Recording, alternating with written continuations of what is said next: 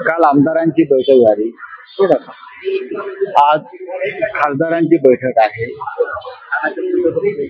कारण उद्यापासून विधानसभेचं अधिवेशन आणि साधारण 8 दिवसांनी लोकसभेचं अधिवेशन म्हणजे संसदेचं अधिवेशन.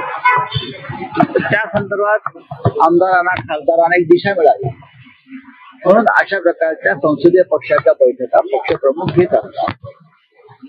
तशी ती काल झाली. नक्कीच विधानसभेतल्या विरोधी पक्ष नेते पदावर शिवसेना आपला मी दावा म्हणणार नाही, आपला हक्क जो आहे तो सांगणार आहे.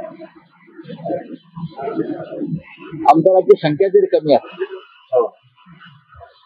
तरी नियमात आणि घटनेत असं कुठेच लिहिलेलं नाही की विरोधी पक्ष नेत्याशिवाय संसद आणि लोकसभा चालावी. शिवसेनेचं बळ 20 आहे. याआधी यापेक्षा कमी संख्या असतानाही विरोधी पक्ष नेते पद अनेकदा मिळालेलं आहे. आमचा एकत्रित संख्या साधारण 50च्या वर आहे. त्याच्यामुळे सरकारनं खास करून विधानसभा अध्यक्ष जे आहेत काल आणि आज तेच आहे, त्यांना घटना, संविधान, लोकशाही याच्याविषयी नक्कीच जाण असायला पाहिजे. आणि ते या विधानसभेत विरोधी पक्ष नेते पदाची जी आमची भूमिका आहे ती मान्य करते. 3200 कोटी रुपयांच्या आरोग्य विभागाच्या कामात आपण बघतोय की शिंदेच्या काळात जे कामं झाले, शिंदेच्या काळात जी कामं झाली ती कामं झाली नसून फक्त भ्रष्टाचार झालेला आहे. शिंदेच्या काळामध्ये आरोग्यमंत्री कोण होते आपल्याला माहिती आहे आणि त्यांचे किती घोटाळे समोर आले अल्पकाळामध्ये हे आपल्याला माहिती आहे.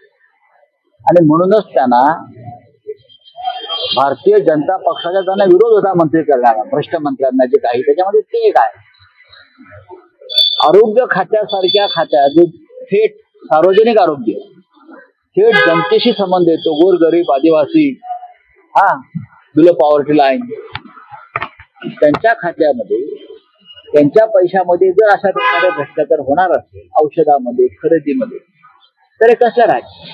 त्याच्यावेळी मी आधी म्हटलंय की देवेंद्रजी फडणवीस राज्याचे मुख्यमंत्री म्हणून हे सगळं थांबवत आहेत आणि थांबवणार असतील.